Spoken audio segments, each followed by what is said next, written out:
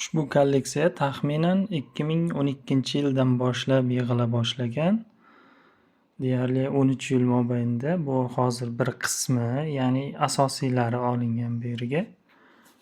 Ya'ni mening hobbilarimdan biri bu valyuta yig'ish. Turli davrlarga oid turli xil valyutalarni yig'ish bilan ham shug'ullanaman. Bu yerda demak eng hozir eski banknotlardan eng yangilarigacha mavjud. Bitta tanishtirib o'tishga harakat qilaman. Endi o'zimiz hindshunos bo'lganimiz uchun albatta bizda Hindiston rupiyasi bo'lishi tabiiy. Buni bir universitetdagi Dilxushbek ismli shogirdimiz sovg'a qilgan. Bu e'tiborli jihati shundaki, Hindiston rupiyalarini deyarli hammasida o'sha ozodlik harakatini yo'l boshchisi, rahnamosi Mohandas Karamchand Gandining rasmi bo'ladi. Har qanaqasida. Men ko'rganlarimda. Xo'p, bu esa Pokiston rupiyasi. Pokiston rupiyasi 50 rupiya. Bu yerda demak old qismida biz Pokiston Islom Respublikasi asoschisi Muhammad Ali Jinnani tasvirini ko'rishimiz mumkin. Orqa tomonda esa dunyoda balandlik bo'yicha ikkinchi o'rinda turuvchi K2, ya'ni K2 cho'qqisi tasviri mavjud. Turkmaniston manat haqida gap ketganda, mening kolleksiyamda ikki xil davrga oid turkman manatlari mavjud. Birinchisi mana bu, demak 5000 manat hamda 50 manat. Bu Turkmanistonning birinchi prezidenti Safarmurod Niyazov tomonidan ta'sis etilgan valyuta. Ya'ni 1991-yildan 2008-yilgacha muomalada bo'lgan. Bu ikkala 50 manat hamda 5000 manatda ham demak o'sha birinchi prezidenti Turkmanistonni Safarmurod Niyozovning tasvirini ko'rishimiz mumkin. Bunisi esa nisbatan yangi. Bu keyin bu Berdimuhammedovlar xonadoni boshqaruvi davrida, ya'ni 2012-yilda chiqqan. Bu Turkmanistonni yangi pul islohotidan keyingi manati. 5 manat. Undan tashqari Tojikiston Respublikasini demak 10 somonisi ham mavjud. Demak 10 somonini old qismida biz Mirsaid Ali Hamadoniyni tasvirini ko'rishimiz mumkin. Mana orqa tomoni. Bu chiqqan yili 2021-yil. Hali 4 yil bo'libdi. Eng qiziqarli jihati, dunyodagi eng yopiq mamlakatlardan biri Shimoliy Koreyaning voni ham mavjud ixtiyorimizda. Buni otasi Xitoyda ishlaydigan bir litseyda o'rtog'imiz sovg'a qilgandi. Ya'ni o'sha Xitoyda ishlagan, o'sha yerda Koreys, Shimoliy Koreyalik kishi bergan adashmasam u kishiga. U shu valyuta yig'ishimni bilib, shu o'rtog'im shu otasi bergan qiziqarli valyutalar ichidan o'shani ayirib menga olib kelib bergandi. Demak, bu saroy, Pxenyan shahridagi saroy. Bu yerda o'rtada bir tasvirni ko'rishimiz mumkin. Bu Kim Ir Sen janob. Demak, Shimoliy Koreyaning birinchi va umrbod prezidenti, ya'ni vafot etsa ham uni prezidentligi tan olinadigan Kim Ir Senning tasviri turibdi. Orqa tomonda esa demak Pxenyan shahridan oqib o'tuvchi Tidongan daryosi ustiga qurilgan ko'prik, adashmasam. Bu ham o'sha Shimoliy Koreya voni. 5 von ekan. Demak, bu yerda bir ziyoli qatlami hamda xalqi shu ko'rinishda tasvirlangan Shimoliy Koreyaning. Bu yerda o'sha Seul shahridagi menimcha o'sha davlat idoralaridan biri bo'lsa kerak. Xo'p, Sharq mamlakatlaridan yana Turkiyaning lirasi bor. Turk liralarining aksariyatida biz old qismida shu Turkiya Jumhuriyati asoschisi Mustafa Kemal Otaturkni tasvirini ko'rishimiz mumkin. Qoshini uchi tepaga qayrilgan holatda deyarli barchasida. Old qismida turk lirasida demak shu tasvir mavjud. Men e'tiborimni tortgan tomoni turk liralarida olimlari ortqa qismida olimlarning tasviri bor ekan. Ko'pchiligida o'sha Turkiya ravnaqiga hissa qo'shgan bu albatta tahsinga loyiq. Mana bu yerda mana me'mor Kemoliddin u qurgan inshootlar bilan birga bu yerda ham professor Jahid Arif qanaqadir bir formula turibdi. Demak bu ham ilm fanga hissa qo'shgan turk olimlaridan. Keyin liradan keyin sal pastroq o'rinda turadigan, ya'ni bizda so'm bo'lsa, so'mdan pastrog'i tiyin hisoblanadi. Turkiyada esa kurush hisoblanadi. Liradan pasti. Demak, kurushlar asosan tanga ko'rinishida chiqarilgan.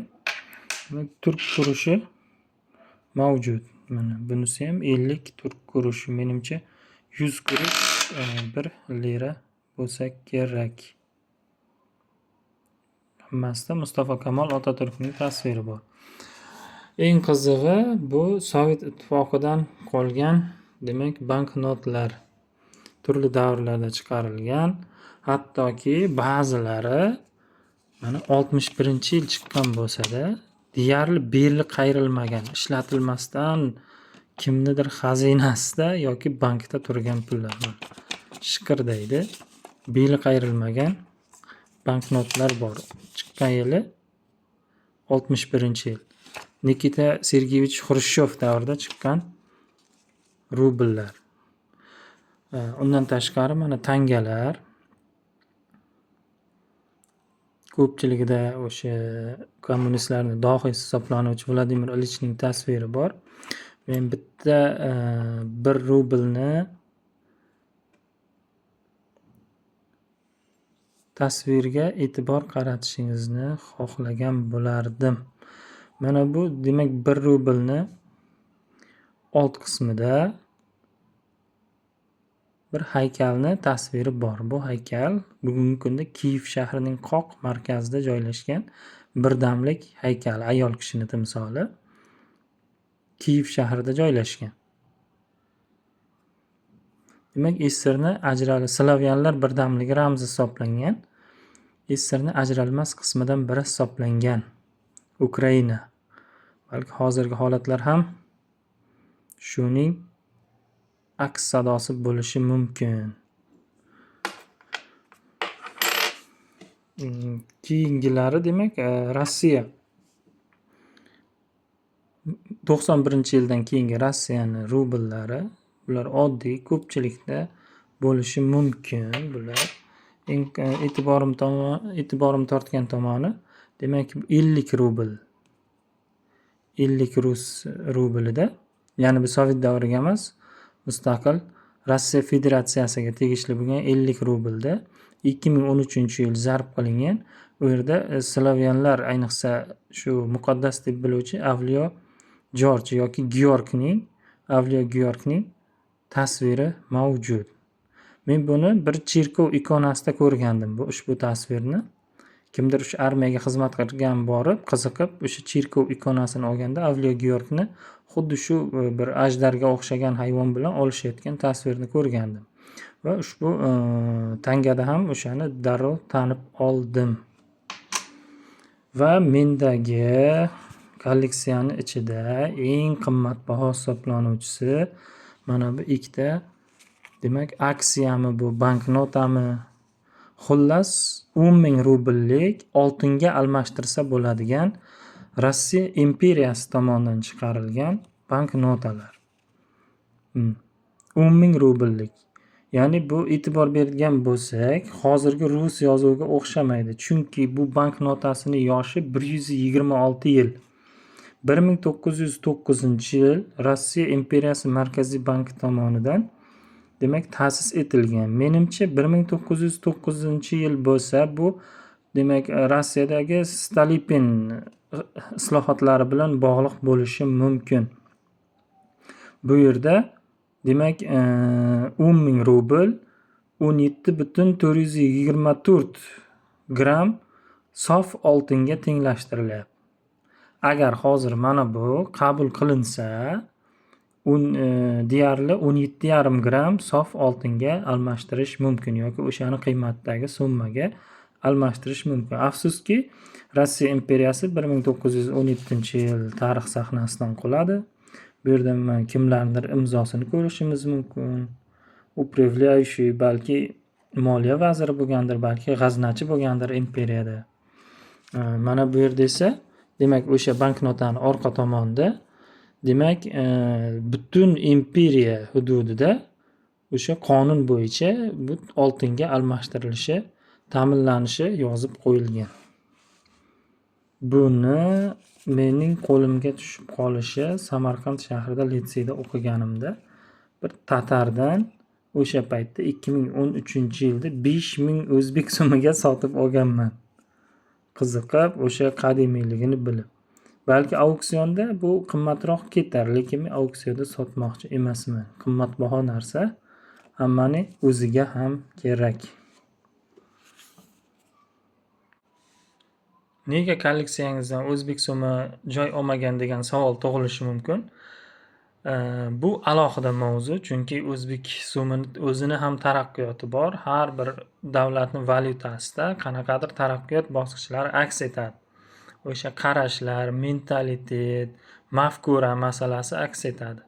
Men hozir eng asosiy demak qo'limda bor bo'lgan xorijiy valyutalarni ko'rsatib o'tdim. O'zbek valyutasi ko'proq hammamizga tanish, lekin bir zamonlarda so'm kuponlar chiqarilgan. Uni ba'zilar ko'rmagan, eshitgan, ko'rmagan. U haqida ham video tayyorlashga harakat qilib ko'ramiz. Ixtiyorimizda mavjud.